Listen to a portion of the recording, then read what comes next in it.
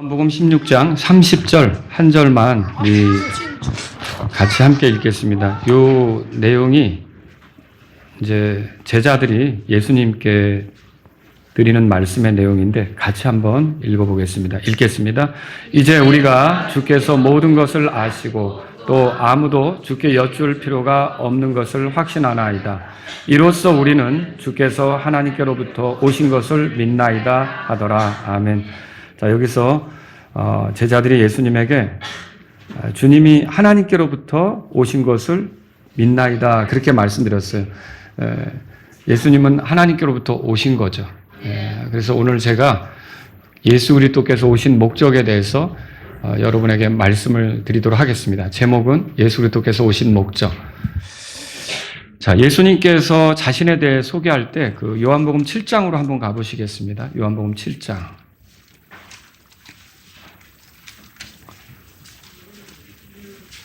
거기 29절 함께 읽어보겠습니다. 29절.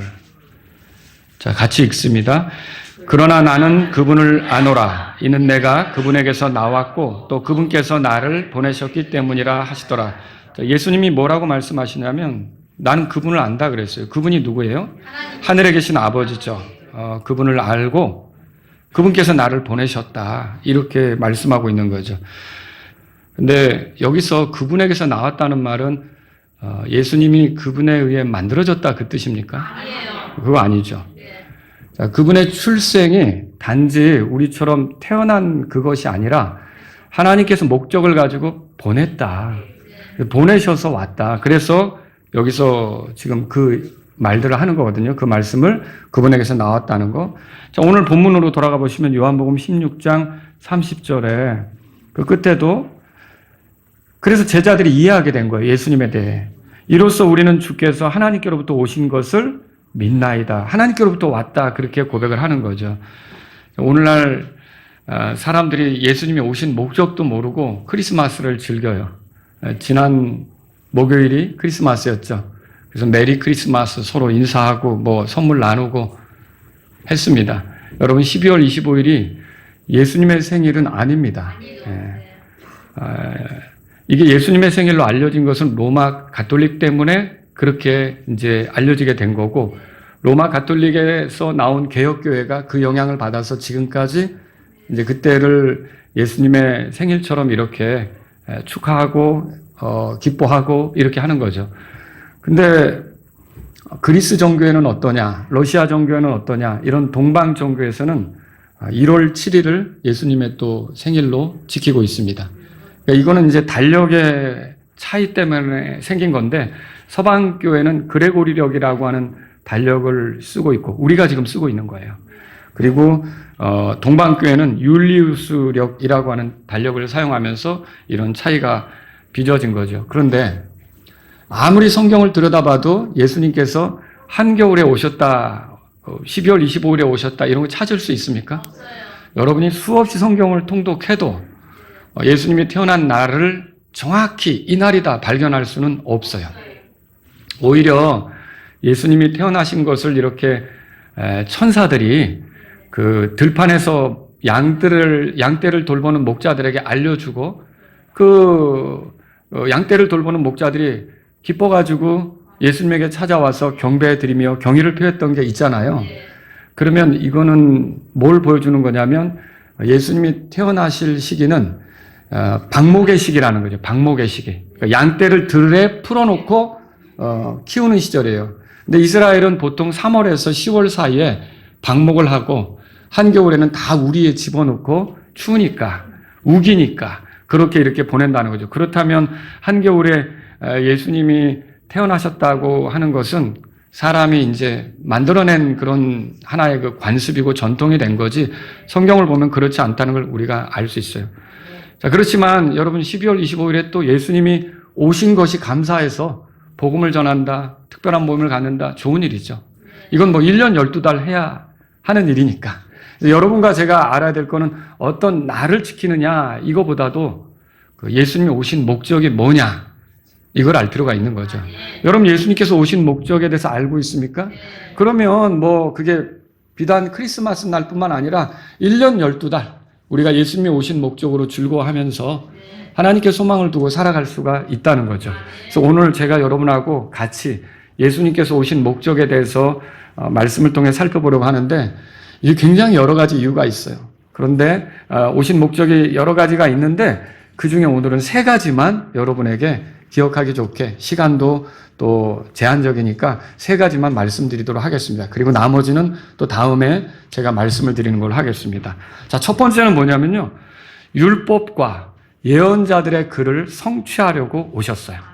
자, 마태복음 5장 17절에 보면 내가 율법이나 예언자들의 글을 폐하러 온 줄로 생각하지 말라. 나는 폐하러 온 것이 아니요 성취하러 왔노라, 그렇게 말하고 있어요. 예수님께서 이 말씀대로 율법과 예언자들의 글을 성취하러 오셨다, 그렇게 생각할 수가 있는 거죠. 그러면 여기서 율법을 성취하러 오셨다는 말은 무슨 의미가 있을까요? 여러분, 이건 첫째는요, 율법이 어떻게 보면 모형이거든요. 그리스도가 오시면 하실 일들을 상당히 많이 보여주고 있어요. 그 모형에 해당하는 것을 실체로서 성취하기에 오셨다, 그렇게 보시면 되겠죠. 율법에는 성막이 있어요. 나중에 건물 성전으로 바뀌죠. 그리고 율법에는요, 기물들, 그러니까 성막 혹은 성전 안에 두는 기물들이 있어요. 그리고 제사 제도가 있잖아요. 제사장 제도가 있고요. 절기들도 있죠. 이런 게 다 율법에 나오는 거 아닙니까? 여러분이 이런 것들이 있었구나라고 그냥 읽을지는 모르지만, 자, 이런 것들은 다 예수님께서 이 땅에 오시면 하실 일들을 보여주는 것들이에요. 예를 들자면 이거죠. 성막의 휘장이 그분의 찢어지신 육체, 그분의 육체를 보여주고 있다는 걸 알고 계십니까? 히브리서 10장에서 그렇게 말했죠. 그리고 성막의 안에 있는 등잔대는 세상에 비치신 그리스도를 보여준다는 거죠. 그리고 성막의 안에 있는 빵상은 생명의 빵이신 예수 그리스도를 보여주는 거고요. 또 여러분, 긍휼의 자리라고 아시죠? 지성소 깊은 곳에 있는 그 법궤 위에 덮개에 해당하는 긍휼의 자리는 은혜의 왕자에 계신 그리스도를 보여주는 거고요. 또 성막의 유일한 출입구가 동쪽에 있죠. 성막에 들어가는, 하나님을 경배하기 위해 들어가는 출입구가 여러 개입니까?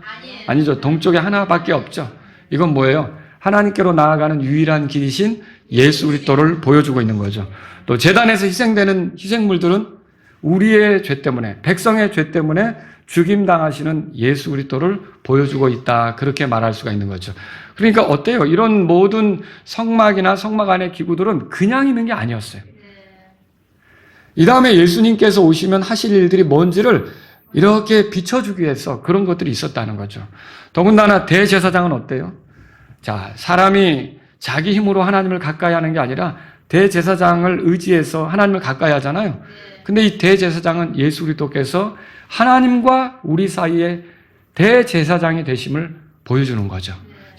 그런 것들을 보여주는 거예요. 그리고 유월절은 어떻습니까? 절기. 예수 그리스도는 유월절 어린 양이시죠? 예. 이제 하나님의 진노로 심판받아 마땅한 이스라엘을 구출하기 위해서 유월절 어린 양이 피를 흘렸잖아요. 그것처럼 예수님께서는요, 하나님의 진노의 대상인 우리를 건지시려고 유월절 어린 양처럼 피 흘리신 거죠. 무교절은 어때요? 무교절에 없애야 하는 게 뭡니까? 누룩이죠? 네, 누룩이 거기에 있으면 안 되죠. 빵도 누룩 없는 빵을 먹죠. 무교빵, 그걸 먹는 거죠. 그러면 이건 뭘 보여줍니까? 우리를 위해 죽임당하신 예수님께서 죄가 없다. 네, 죽임당하신 분, 묻히신 분이 죄가 없으신 분이시다라는 걸 보여주죠. 초실절은 뭘 보여줍니까? 부활의 첫 열매가 되시는 그리스도를 보여주는 거죠. 자, 이렇게 유월절, 또 무교절, 초실절은 그리스도의 초림을 보여주고 있어요. 그리스도가 처음 세상에 오실 때, 육체를 가지고 오실 때 어떤 일을 하실지 핵심적인 거, 우리가 복음이라고 말하는 거 있잖아요. 그거를 어떻게 보면 비춰주고 있는 거죠. 자, 이런 율법의 모든 것들을, 이게 모형이라면, 이게 예표라면 이것을 실제적으로 오셔서 성취하시는 분이 누구냐? 예수 그리스도라는 거죠. 그래서 모형으로 제시했던 많은 것들을 실제로 그분이 와서 과연 그렇게 드러내기 위해, 그렇게 성취하기 위해 오신 분이 예수님이시라는 거죠. 그래서 그분이 마태복음 5장 17절에 보면 율법에 그 있는 글, 그 율법의 그 성취를 위해 오셨다는 것을 우리가 이해할 수 있게 되는 거죠. 또 여러분, 그러면 율법은 어떤 것입니까? 이게 율법의 명령들이 들어있죠. 율법은 하나님의 뜻이 뭔지를 보여주는 거예요. 어떤 분들은 율법을 아주 악하게 생각하는데 바울은 율법은 선하다 그랬어요. 율법은 거룩하다 그랬어요. 율법은 나쁜 게 아닙니다. 예수님이 믿고 나서 율법을 굉장히 거추장스럽고 불편하게 생각하지만 사실 엄밀히 보면 율법은 하나님이 뭘 좋아하는지, 하나님이 뭘 싫어하는지를 명확하게 보여주는 거죠.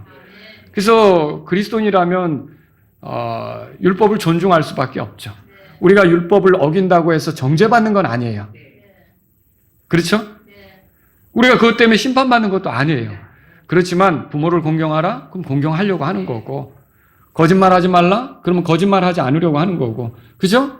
이렇게 우리가 살아가려고 하는 게 맞다라고 하는 거죠. 그런데 이 하나님의 뜻을 보여주는 율법을 저와 여러분들은 완벽하게 지킬 수가 있습니까? 없어요. 지킬 수가 없죠. 네. 오히려 이 율법을 대하면 대할수록 뭘 깨닫습니까? 이걸 온전히 지킬 수 없는 죄인이라는 사실을 발견하게 되는 거죠. 그러니까 내가 아무리 율법을 지켜 노력해서 하나님 앞에 의를 인정받으려고 해도 그게 불가능하다는 것을 깨달을 수밖에 없는 거죠. 그런데 예수님은 어떻습니까? 이 땅에 오셔서 율법의 글을 성취하셨다는 말이 그 율법의 요구를 완벽하게 지키셨다는 거예요. 그러니까 거기에 제시된 모든 것대로 예수님이 살아서 율법의 의로 흠이 없는 분, 죄가 없는 분, 거룩하신 분으로 온전히 드러나신 거죠. 그러니까 예수님은 이런 율법의 그 의를 완전히 성취하심으로 율법에 기록된 거 있잖아요. 이런 것들을 완성하시려고, 이루시려고 오신 분이다라고 말할 수가 있는 거죠. 또 여기에 우리가 마태복음 5장 17절에 율법을 성취하러 왔다. 이 말이 무슨 의미냐면 율법에는 요구가 있어요. 하나님의 뜻대로 살기를 요구하지만 하나님의 뜻대로 살지 못할 때는 뭘 요구합니까? 생명을 요구하죠. 사망을 집행할 걸 요구하죠. 죄를 어기면 죽는 거예요. 죄의 싹은 사망이죠. 그래서 율법을 어기면 죽을 수밖에 없는 거죠. 하나님은 율법을 어긴 자들을 사형에 해당하다고 정하셨어요. 로마서 1장에도 나오고요. 그리고 부모를 모욕하거나 부모에게 저주하거나 부모를 치거나 그러면 율법에 따라 다 돌로 쳐서 죽였던 거죠. 사형에 해당하는 거예요. 사형에 해당하는 거죠. 그런데 예수님이 이 율법의 요구대로 죽으셨어요. 그러면 대답해 보세요. 예수님에겐 죄가 있어요? 없어요. 없죠. 아니, 죄가 없는 예수님인데 왜 율법의 요구대로 죽었을까? 그건 뭐예요? 율법을 어긴 건 예수님이 아니에요. 우리가 율법을 어겼어요. 근데 우리가 죽어야 되는 거예요. 우리가 저주받아야 되는 거죠. 그런데 이런 우리를 대신해서 율법의 요구를 성취하려고 오신 거죠. 그게 지금 우리가 여기서 발견하는 거예요. 그래서 저와 여러분이 이렇게 고백할 수 있어요. 이제 로마서 8장 1절에 보면 그러므로 이제 그리스도 예수님 안에 있는 자들에게는 정죄함이 없나니. 어떻게 이 고백을 할 수 있어요? 그리스도와 연합한 자들, 그리스도를 믿는 자들, 그리스도와 하나 된 자들은 정죄함이 없다. 왜냐하면 그분의 죽음이 이 나의 그 율법을 어긴 죄에 대한 그 사망 요구 있죠. 이거를 예수님이 대신 당하신 거기 때문에 나는 예수님이 이미 처벌받았기 때문에 정죄받을 필요가 없다는 거죠. 이걸 말하고 있는 거예요. 여러분 이거 놀라운 은혜 아닙니까? 그러면 결국은 예수님이 우리를 그 율법의 저주에서 건지려고 오신 거네요. 이거 우리가 발견할 수 있는 거죠. 그래서 예수님이 이런 식으로 율법을 성취하셨다고 믿으시면 되는 거예요. 그러니까 나는 정죄 없다, 정죄받지 않는다, 이거 어떻게 말할 수 있는 거예요? 그렇게 율법을 어겼는데. 근데 율법을 어긴 나를 대신해서 예수님이 율법의 요구대로, 그분 율법을 잘 지키셨죠. 흠이 있어요? 죄가 있어요? 흠결이 없으시죠. 그 완전하신 그분이 나를 대신해서 율법의 요구대로 나 때문에 내 죄값으로 그분이 대신 저주를 받으시고 죽임당하셨기 때문에 이분이 나를 위해서 그렇게 했다고 믿으면 나는 이제 정죄받을 필요가 없어요. 예수님이 대신 정죄당하셨기 때문에. 여러분 이런 걸 위해 예수님이 오셨다는 거죠. 놀라운 일 아닙니까? 그래서 여러분과 저는 이제는 하나님 앞에 나갈 때 나 벌 주시면 어쩌지 그럴 사람들입니까? 아니에요. 여러분이 하나님 앞에 나갈 때 하나님 나에게 진노를 쏟으시면 어쩌지? 혹시 내가 잘못해서 지옥으로 툭 던져 넣으시면 어쩌지? 여러분 이런 고민할 필요 있습니까? 여러분과 저는 기쁘게 하나님을 찬송하시기 바랍니다. 하나님께 감사하시기 바랍니다. 그분의 놀라운 계획 속에 예수님께서 율법을 성취하심으로 결국 내 정죄의 문제를 해결해 주시고 구원받게 하시고 죄들의 용서를 받게 하시고 하나님 앞에 떳떳이 서게 하신 그런 일을 했다는 거죠. 얼마나 놀라운 일입니까? 또 여기 예언을 성취하신다는 말은 뭐예요? 예언된 그런 글들을 이루셨잖아요. 예언자들의 글을 폐하러운 줄로 생각하지 말라. 이걸 성취하러 왔다 그랬어요. 구약의 예언들은 그리스도에 대해서 말합니다. 그러니까 그 그리스도에 관해서 다양하게 말하는데 다니엘 같은 경우는요, 그분이 언제쯤 오실지 예언했어요. 자, 예루살렘을 회복하고 건축하라는 그 칙령이 나간 뒤로부터 69일회가 지나면 그리스도가 와서 우리 죄 문제를 해결할 것을 예언했거든요. 근데 그 예언 그대로 그 칙령이 나가고 약 400, 이제 그 83년 정도 이렇게 흘러간 다음에 결국은 그리스도께서 오셔서 우리의 죄 때문에 십자가에 그 예언대로 죽임당하신 거죠. 그리고 미가라는 사람은요, 그분이 어디로 오실지 예언했어요. 베들레헴 에브라다. 베들레헴에서 나실 것을 예언한 거죠. 그러면 그 예언대로 예수님은 어디서 태어났습니까? 베들레헴에서 태어난 거죠.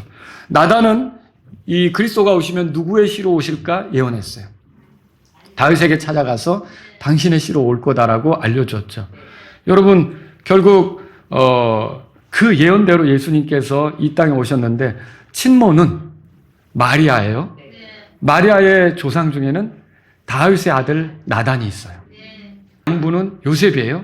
그런데 이 요셉은 다윗의 아들 솔로몬의 후손이에요.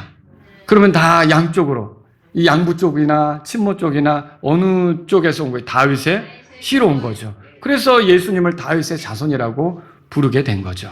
여러분, 이사야는요, 그분이 어떻게 오실지 예언했어요. 그 예언대로 그분은 남자를 알지 못하는 여자의 몸에서 나셨죠.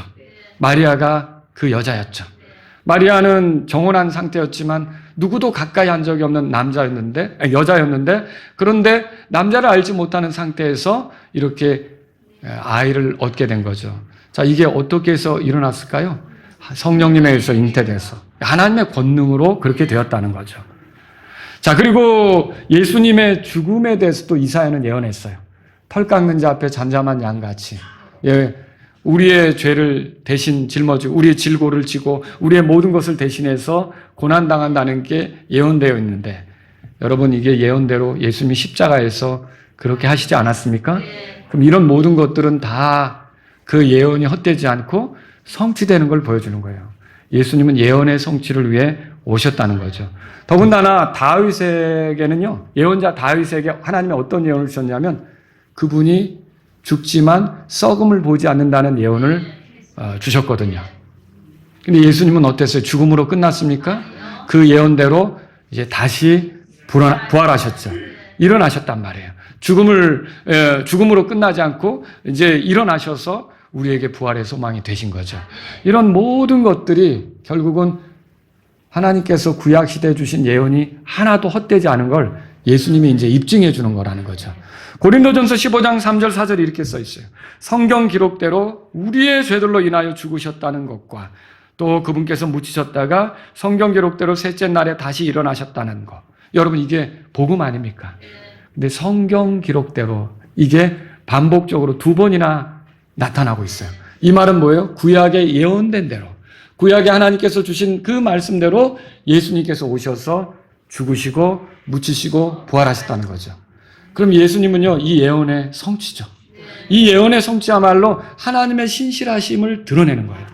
왜 그렇습니까? 그분이 하신 말이 헛되지 않았다. 거짓말이 아니다. 공수표가 아니다. 그분은 말씀하셨고 그 말씀대로 이루셨으니 그분은 신뢰할 만한 신실한 분이다라는 걸 입증하는 거죠.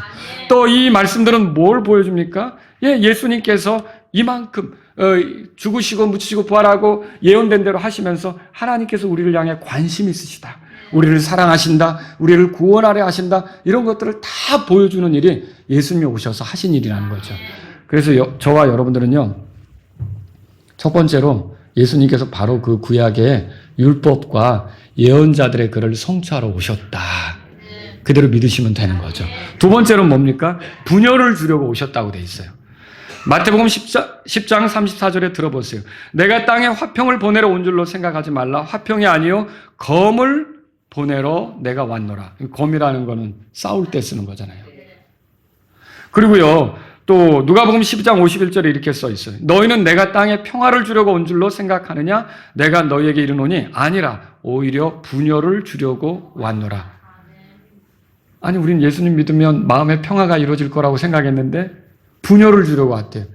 여러분, 예수님을 믿으면 하나님과의 사이에서 화평이 이루어집니다. 그 평화가 이루어지는 거죠. 그런데 이 예수님 때문에 어떤 사람과는 분열되게 되고요, 갈등하게 되고요, 대립되는 일이 생긴다는 거죠.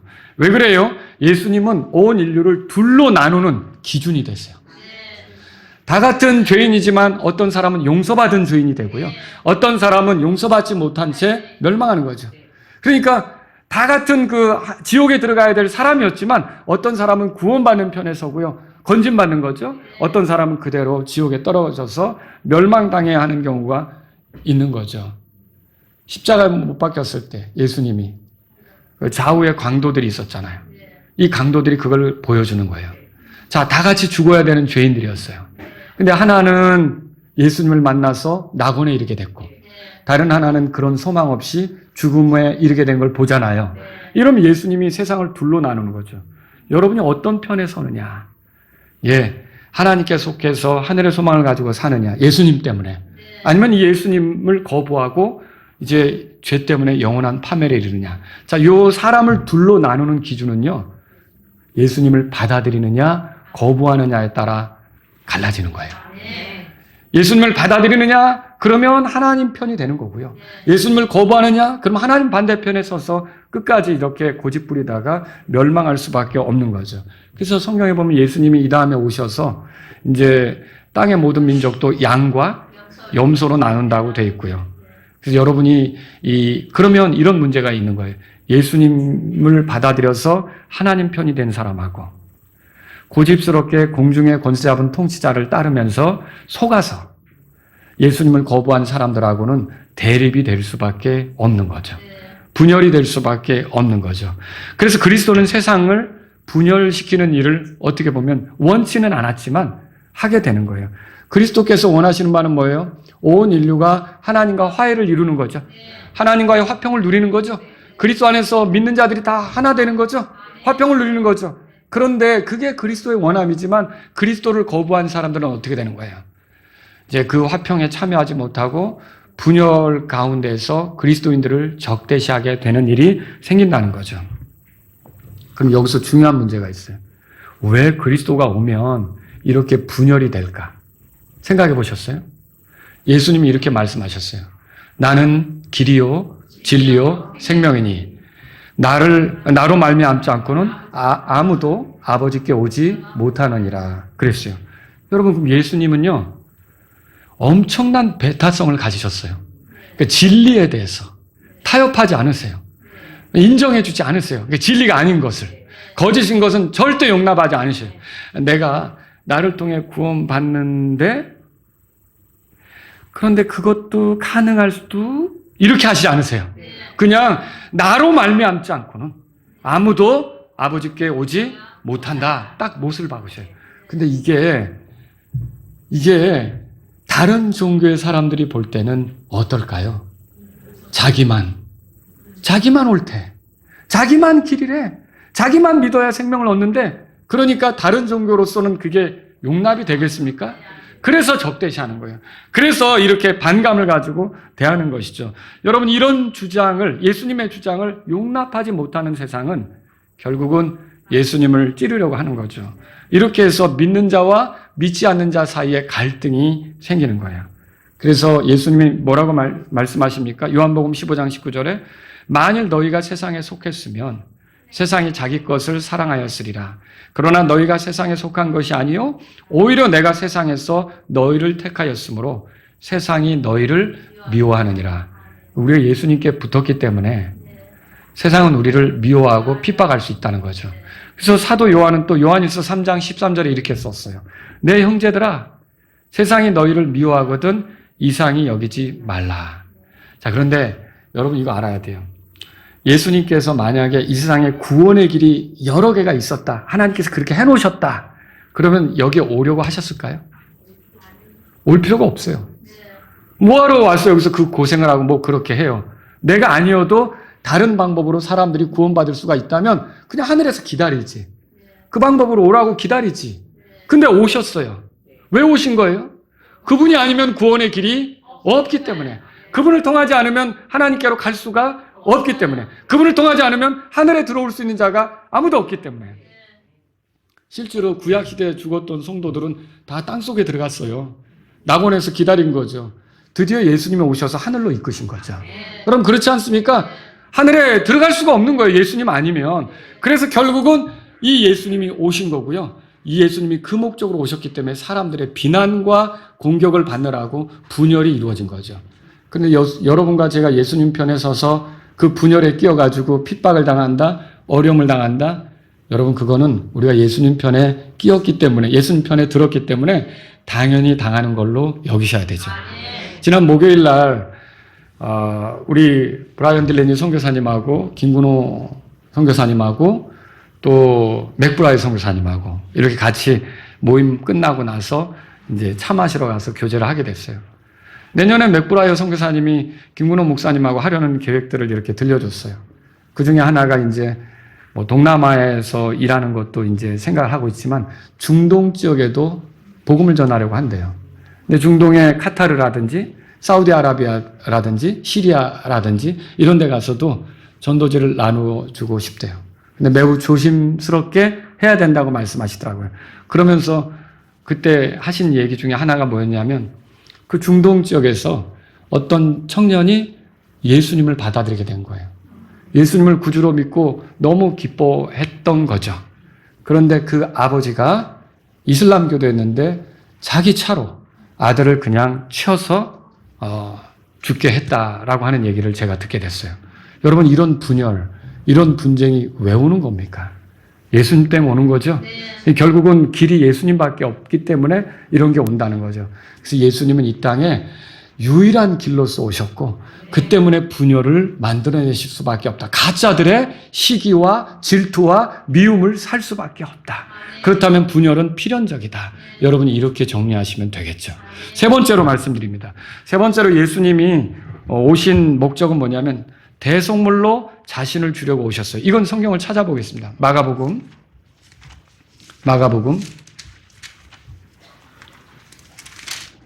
10장 45절입니다. 마가복음 10장 45절. 자, 함께 다 같이 읽겠습니다. 이는 인자가 섬김을 받으러 온 것이 아니요 도리어 섬기고 자기 생명을 많은 사람을 위한 대속물로 주기 위해 왔기 때문이라. 자, 여기서 말하는 인자 누구죠?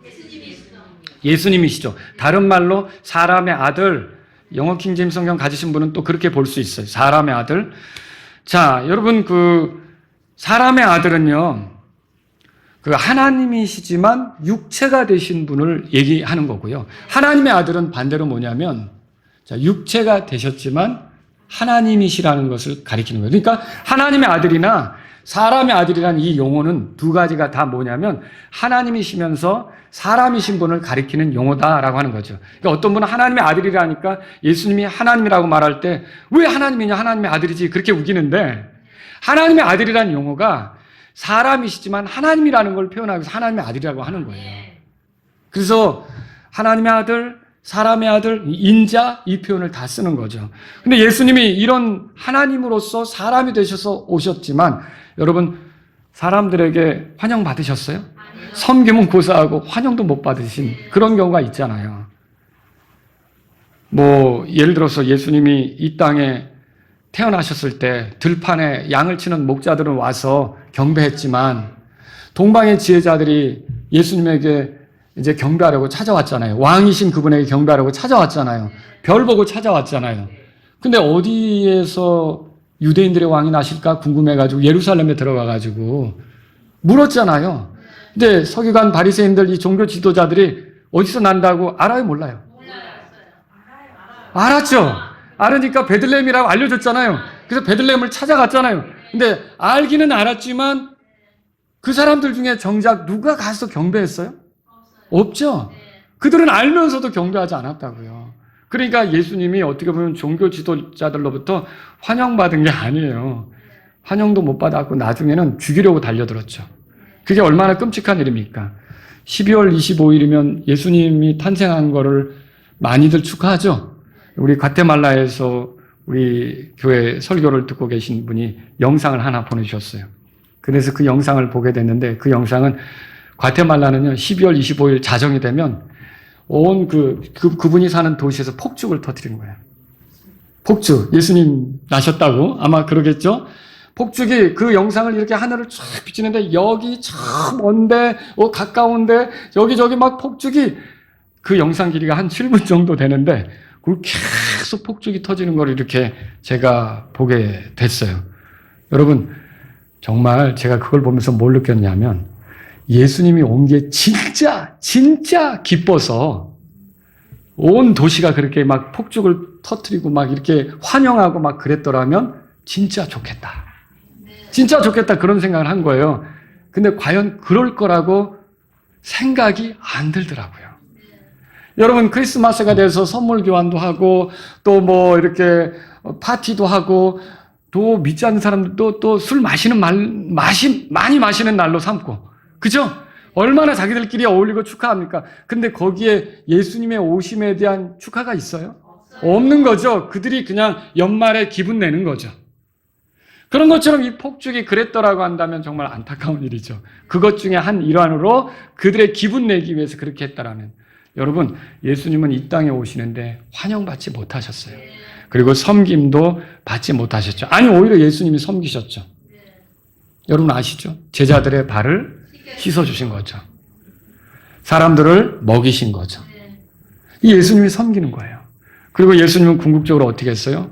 자기 생명을 많은 사람의 대속물로 내주시는 거죠. 이게 예수님의 섬김이죠. 예수님이 오신 목적이 그거예요. 여러분 대속물은 뭡니까? 들어보세요. 죄나 빚, 어떤 처벌받아야 될 일, 이거를 이제 대신 처리해주기 위해 지불하는 거예요. 대신 처리하기 위해서 내주는 거예요. 그래서 죄인이나 빚 갚아야 하는 사람 있잖아요. 그 꼼짝없이 그 채무자로서 꼼짝없이 어렵게 된 사람, 그리고 벌받아야 될 사람, 이런 사람들을 그 대신한 걸로 풀어 자유롭게 해주는 거죠. 그렇게 해서 드려지는 게 대속물이에요. 예수님이 그걸 위해서 오셨다는 거죠. 무슨 뜻입니까? 우리는 죄인이에요. 그래서 심판받아야 돼요. 근데 나를 그 죄 가운데에서 건지시려고, 심판받지 않게 하려고 대신 죄인처럼 취급받아 고난당하시려고 오신 거죠. 내가 갚아야 될 빚이 있어요. 여러분 빚 안 갚으면 안 되죠. 빚은 무슨 일이 있어도 갚아야 되는 거예요. 내게 죄의 빚이 있단 말이에요. 근데 그것을 다 해결해 줘서 나로 하여금 자유롭게 다니도록 하기 위해 자기 생명을 대속물로 내주시는 거죠. 또 내가 처벌받아야 될 그 자리에 서서 예수님께서 기꺼이 희생되심으로 내가 처벌받지 않게 하시는 거죠. 여러분 예수님께서 엄청난 일을 하신 거 아닙니까? 갈라디아서 1장 4절에 이렇게 써 있어요. 그분께서 하나님 곧 우리 아버지의 뜻에 따라 이 악한 현 세상에서 우리를 건지시려고 우리의 죄들로 인하여 자신을 주셨느니라. 우리의 죄들로 인하여 자신을 주셨느니라. 그게 십자가로 나타났잖아요. 거기서 희생물로 드려지셨잖아요. 여러분 예수님이 이렇게 악한 현 세상에서 우리를 건지셔서 하나님과 영혼을 보낼 수 있게 하려고 자기 자신을 대속물로 주기 위해 오셨다는 거죠. 만약에 이분이 오시지 않았으면 어떻게 해요? 빚을 어떻게 갚아요? 죄를 어떻게 해결받아요? 이분이 오시지 않았으면 여러분 처벌은 어떻게 피해요? 이거 다 우리가 당해야 되는 거예요. 근데 이분이 오셨기 때문에 여러분이 아무리 심각한 죄인이라도 용서받을 수 있게 됐어요. 아무리 하나님 앞에 처벌받아야 될 죄인이라도 처벌받지 않고 영혼을 하나님께 보낼 수 있게 됐어요. 또 여러분이 이 빚같이 무거운 것이라도 이제 이 짐을 떨어버리고 하나님 앞에 즐거워하며 기뻐하며 살 수 있게 된 거죠. 이 놀라운 일 아닙니까? 예수님은 이렇게 우리를 위한 대속물이 되시기 위해서 오셨다는 거죠. 말씀을 정리해보죠. 자, 예수 그리스도께서 오신 목적이 뭐예요? 지금 설명드렸죠? 구약의 율법과 예언자들의 글을 성취하러 오셨다고 그랬어요. 성경 기록대로 우리의 죄들로 인하여 죽으시고 묻히시고 부활하시기에 오셨다는 거죠. 그게 우리의 소망이 되니까. 또 인류를 둘로 가르기 위해서 오셨어요.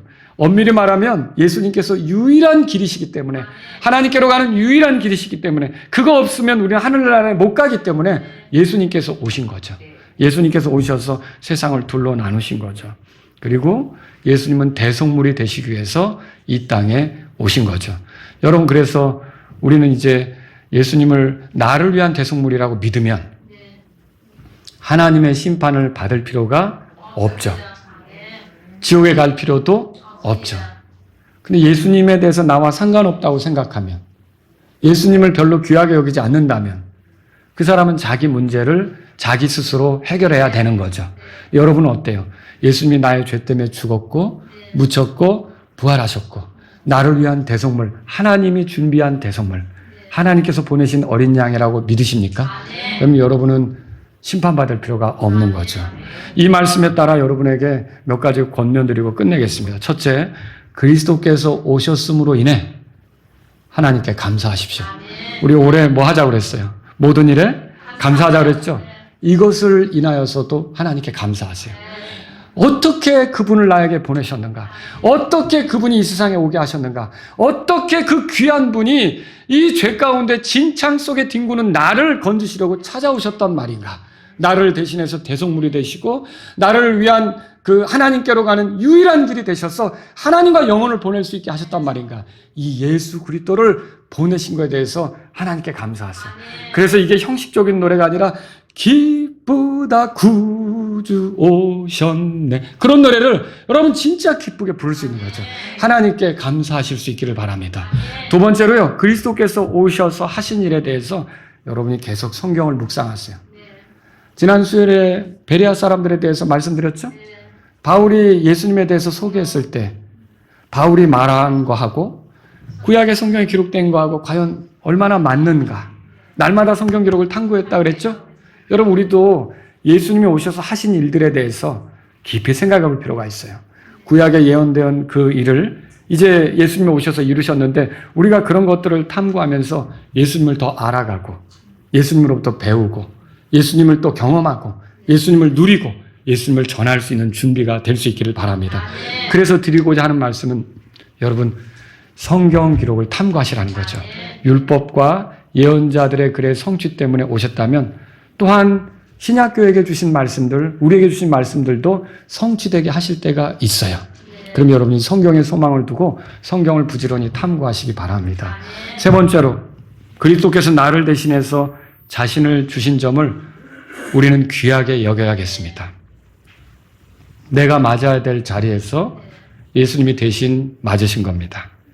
내가 고난당해야 할 자리에서 예수님이 대신 고난당한 거고요.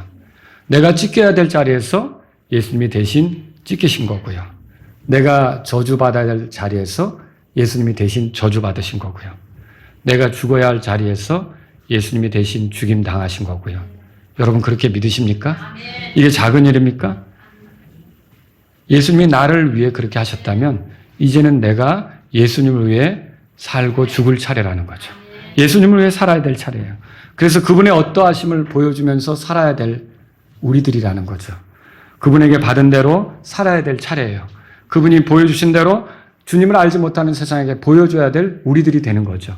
여러분, 어때요? 하늘로 올라가신 그분 예수님이 세상을 지금 볼 수는 없잖아요. 하지만 우리는 그분을 알았잖아요. 그렇다면 그 주님을 볼 수 없는 세상을 향해서 우리가 경험한 주님을 보여주면서 그들이 우리처럼 예수님이 오신 목적을 깨닫고 소망 중에 살아갈 수 있도록 도와주는 것, 이게 우리가 해야 될 일 아니겠습니까? 그래서 가만히 생각해 보세요. 예수님이 나를 대신하셨다면 이제 내가 예수님을 대신할 차례다. 예수님이 그렇게 말씀하셨어요.